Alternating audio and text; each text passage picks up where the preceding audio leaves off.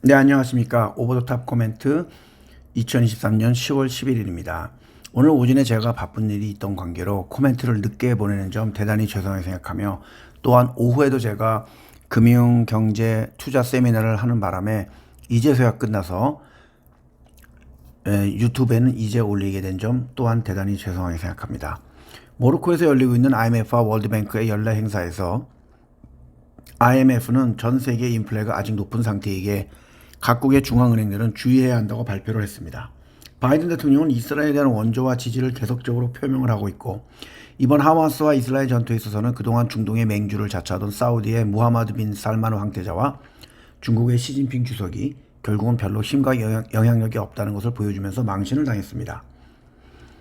미국의 예일대 투자기금은 올해 6월 말 현재 1.8% 상승을 했고, 듀크 대학교나 MIT 같은 곳은 손해를 보고 있습니다. 하지만 S&P는 올해 6월 말 현재 18% 상승을 하고 있습니다. BMW의 3분기 전기차 판매가 작년 동기 대비 79.6%가 늘어난 93,931대를 기록했으며, BMW 전체 그룹의 매출은 3분기에 5.8%가 늘어났고 전기차의 판매가 늘어나고 있는 모습입니다.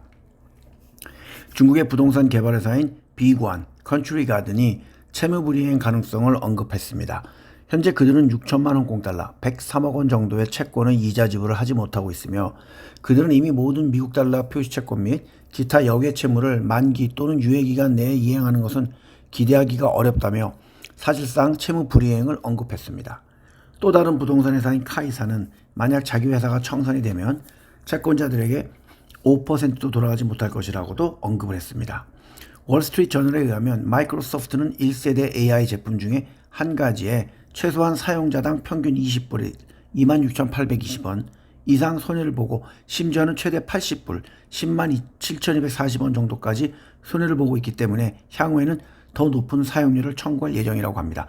누누이 이야기하지만 AI라는 것은 상당히 많은 자금이 들어가야 하는, 그래서 아직은 시기상조라는 것입니다. 최근 싱가포르의 공기질이 나빠지면서 센토사 골프장에서는 헤이즈, 매연이나 연무죠, 더욱더 심해질 경우에는 골프를 취소하거나 연기하라는 연락이 올 정도입니다. 중국의 구리 재벌이 실종이 되었다고 하는데, 보통 이런 경우에는 경찰의 부정부패로 인하여 구금이 된 것이며, 시진핑 주석은 여전히 재벌과 공무원에 대한 부정부패의 단속에 힘을 쏟고 있는 모습입니다. 중국의 전기차회사인 엑스팽의 부사장이 부정부패에 연루가 되어서 부사장직이 정직이 되었습니다. 이 또한 일반 기업에 대한 단속이 계속되고 있다는 것을 알려주는 좋은 증거입니다. 또한 중국의 전기차 스타트업 회사인 WM모터가 파산을 신청했습니다. 중국 정부가 경제 성장률을 달성할 수 있게 하기 위하여 새로운 부양책을 준비하고 있다는 이야기가 나오면서 TSMC나 알리바바 같은 중국의 기업들의 주가가 상승을 했습니다. 중국 경찰은 전 중국 축구협회 부회장을 뇌물수수 혐의로 체포를 했습니다. 지난 10월부터 축구업계에서 일하는 12명 이상의 공무원들이 조사를 받았습니다. 미얀마의 홍수로 인하여 4,000명 이상이 대피를 하고 있습니다. 대만의 국경지인 쌍십자를 맞아 어제 차잉잉원 총통은 대만은 중국과 자유롭고 제한이 없는 상호작용을 통해서 평화 공존을 추구하지만 대만은 앞으로의 세대를 위해 민주화가 될 것이라고 발표했습니다. 독일은 10억 불, 1조 3,400억 원 정도 규모의 대공 방어 부품을 우크라이나에게 보낸다고 합니다. 또한 유엔 인권기구에 가입하려는 러시아의 시도는 다시 한번 무산이 되었습니다. 싱가포르의 난양기술대 연구진들이 180만 주민과 영주권자를 대상으로 한 연구조사에 의하면 백신을 접종하지 않은 채 코로나19에 감염된 사람들은 감염 후 1년 후에 새로운 심장의 합병증이 발생할 위험이 56% 더 늘어났다고 발표했습니다. 키움증권은 주주들에게 2025년까지 연 30% 이상 배당을 할 것이며 140만 주의 자사주를 전량 소각하겠다고 발표했습니다. 오늘 주가는 15.1% 증가한 107,500원으로 끝났습니다.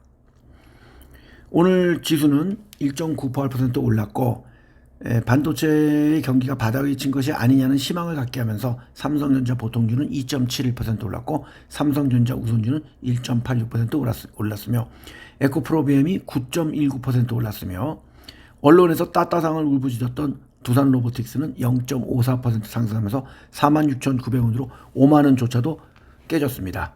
오늘 코멘트를 늦게 보내는 점 다시 한번 죄송하다는 말씀을 보내며 오늘도 즐거운 시간 가지시길 기대합니다. 감사합니다.